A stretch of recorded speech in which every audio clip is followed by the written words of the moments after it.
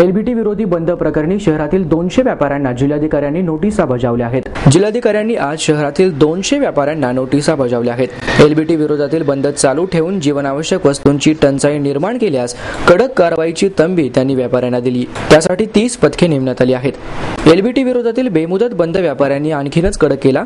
व्यापारी संघटनेने दुकानांवर जाऊन बंदची पत्रके चिटकावली। बंदच्या पार्श्वभूमीवर जिल्हाधिकारी विकास देशमुख यांनी शहरातील बाजारपेठांमध्ये फेरी मारून पाहणी केली। त्यानंतर पुरवठा आणि अन्न व औषध प्रशासन विभागाच्या अधिकाऱ्यांची बैठक घेतली। पत्रकारांना माहिती देताना जिल्हाधिकारी देशमुख म्हणाले, दुकाने बंद ठेवून व्यापाऱ्यांनी त्यांच्याकडे असलेले धान्य आणि जीवनावश्यक वस्तूंची साठवणूक करून ठेवली आहे।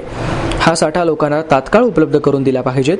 न विकता मालाची ही साठेबाजी असून या प्रकरणी 200 जणांना कारवाईच्या नोटिसा दिल्या आहेत। त्यांनी तात्काळ मालाची विक्री न केल्यास त्यांच्यावर कडक कारवाई केली जाईल। यासाठी 30 पथके नेमण्यात आली आहेत। बंद सुरू राहिल्यास पर्यायी व्यवस्था म्हणून धान्य महोत्सव बाजार व्यवस्था करण्याचं नियोजन आहे। तसेच रास्त भाव दुकाने खुली केली जातील, परंतु व्यापाऱ्यांनी लोकांना वेठीस धरू नये।